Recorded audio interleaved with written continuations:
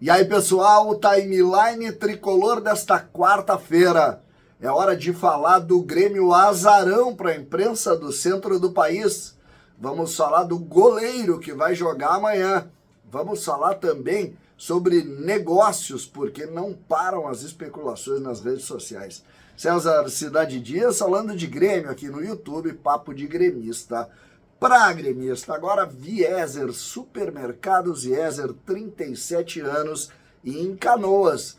E também com muitos descontos através do aplicativo do celular, o Clube Vieser, que você baixando o aplicativo tem descontos de verdade. Conheça o Vieser da Zona Norte de Porto Alegre, conheça o Supermercado Vieser em Canoas e todas as suas lojas, você não vai se arrepender. Eu sou Vieser e você vai ser também. Gente, timeline tricolor. E começamos com o goleiro, porque hoje a imprensa que está acompanhando o dia a dia do Grêmio, especialmente GZH, através do Felipe Duarte, deu a notícia de que o goleiro contra o Flamengo será Rafael Cabral. Terceiro jogo dele com a camisa do Grêmio, ele que só atuou com a equipe reserva. Ele jogou contra o Bahia, jogou contra o Bragantino e agora tem a opção de jogar contra o Flamengo, mas desta feita com os titulares. Então o goleiro será Rafael Cabral. Essa é a primeira notícia que vem do Rio de Janeiro, foi muito discutida nas redes sociais. Outra situação que foi muito discutida foi o palpite Globo Esporte. A imprensa do centro do país então votou entre vitória do Grêmio, empate e vitória do Flamengo. E o que deu? 8-0 para o Flamengo. O Lofredo, o Escobar, o Carlos Mansur, o espião estatístico, Felipe Diniz, Jéssica Sescon, o Rodrigo Coutinho e Thiago Medeiros deram a vitória para o Flamengo. E eu não acho aqui nenhuma surpresa, não pensem vocês que eu acho não. Esse é o quadro do momento, né? O quadro do momento é o favoritismo, o amplo favoritismo do Flamengo diante do Grêmio.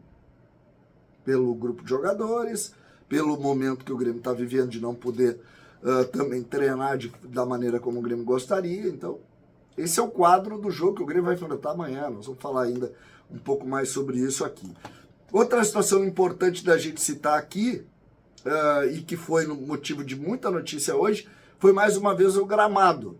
Porque hoje a Arena fez um comunicado colocando o estágio disso e já mostrou fotos um pouco mais fortes. O que aconteceu? O Grêmio tinha, como a gente disse aqui no canal, um lugar que estava plantando em Santo Antônio da Patrulha e agora ele já está sendo instalado. O Grêmio que prepara a arena para o mais rápido possível estar jogando. O Grêmio retirou todo o gramado e agora está replantando um gramado totalmente novo. Não é a primeira vez que isso acontece e isso não é tão demorado. Então, que rapidamente o Grêmio possa ter o gramado à disposição e como consequência a chance de poder jogar na arena. Então a arena também trabalhando fortemente. E aí a gente começa a cair no campo dos negócios, tá? O Grêmio hoje recusou uma proposta pelo Gustavo Martins. Na verdade, não sei se recusou hoje, mas foi noticiado hoje.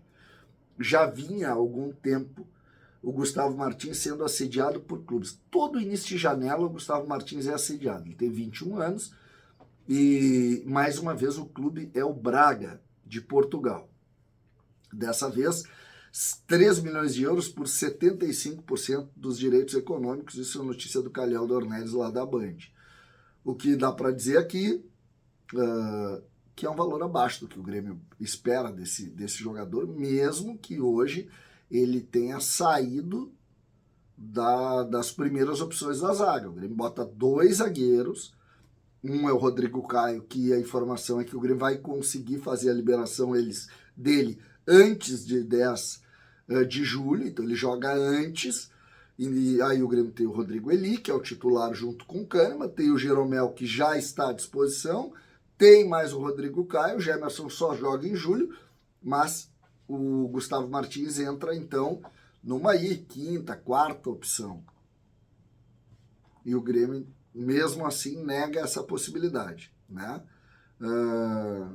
Vamos ver o que tem de novidade, o que pode acontecer. E a partir daí a gente analisa.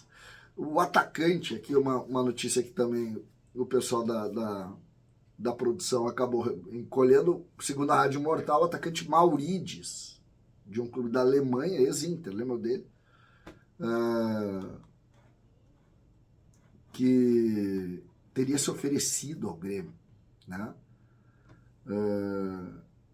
O Maurides, que foi formado no Inter, enfim, tem uma notícia aí, centroavante, né? Maurides é um centroavante canhoto, eu lembro dele. Não sei se é um jogador que teria algo forte para nos ajudar por aqui, mas enfim, tá aí a notícia. Outra situação importante aqui, jogadores que o Grêmio tinha sondado, analisado e que foram para o Cruzeiro, né? O Caio Jorge eu falei ontem, o Matheus Henrique e também o Mina, o zagueiro. Então, o Cruzeiro parece estar montando fortes investimentos. Outra coisa que se circulou muito aqui é a dificuldade do Grêmio ser criativo, né? Hoje se criticou muito nas redes sociais, inclusive muita gente oferecendo ou dando ideias de nomes, mas os nomes que deram, Roger Guedes, Alexis Sanches, isso o Antônio Brum sabe, está cansado de saber o que poderia trazer. Mas muita gente criticando mais uma vez o departamento de futebol pela obviedade nos negócios. E a crítica se dá exatamente pela falta de criatividade. Por exemplo, eu vi conselheiros criticando o Vina como uma solução para o Grêmio. E com razão. Porque o Vina saiu daqui, não que tenha sido uma grande solução, mas não pode chegar aqui simplesmente por isso. Então eu vejo já um burburinho nas redes sociais criticando o trabalho do departamento de futebol, mais uma vez, lembrando que quando perdeu o Diego Costa, perdeu o principal trunfo, porque o Grêmio não conseguiu agregar um jogador que pudesse ser substituto e tal, aquilo que a gente já está cansado de saber. Eu acho que é preciso ter um pouco de calma na hora de criticar o futebol, porque a gente não tem ideia do cenário. Hoje, saiu a notícia de que o Grêmio pretende jogar, e a Comebol que divulgou, o jogo de ida das oitavas em Porto Alegre, que é algo que a gente estava falando já há algum tempo. Então, o dia 14 de agosto seria um jogo na Arena do Grêmio, às 19 horas, isso está sendo divulgado pela Comebol. Isso é uma grande notícia. Mas é embrionário a gente saber o tamanho da dificuldade que o Grêmio vai ter no cenário financeiro. Quanto efetivamente nós perdemos, como que isso aconteceu, porque é a partir daí que tu vai poder ter também uma ideia de um nome pesado. Imagina tu falar em Alexis Sanches e tu ter um buraco financeiro que tu não está conseguindo compor as tuas contas. Então fica meio incoerente. Eu acho que o torcedor precisa ter um pouco mais de cuidado na hora de fazer a crítica ao Brum, exatamente por esse cenário. Coisas que são verdade e que merecem crítica, sim. A janela do meio do ano passado é terrível.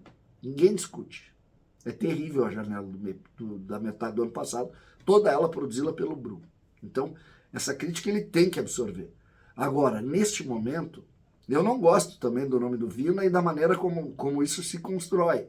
Ele se oferecendo e aí tu vai analisar para ver se tu quer ou não quer. Para mim é terrível isso. Mas não me parece que essa seja a lógica do negócio. Não me parece que seja. Me parece que a situação é um pouquinho diferente e aí nós temos que construir uma ideia um pouco mais clara do cenário.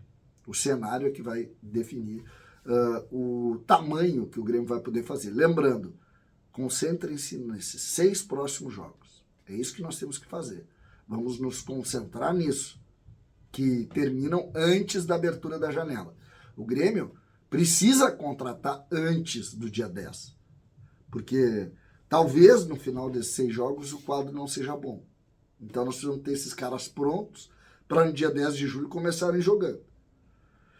Já vai faltar menos de 30 dias para isso acontecer. Então é importante que a gente se movimente, mas o foco desse futebol tem que ser no campo, porque o Grêmio precisa muito desse trabalho. César, Cidade Dias falando de Grêmio, aqui no YouTube.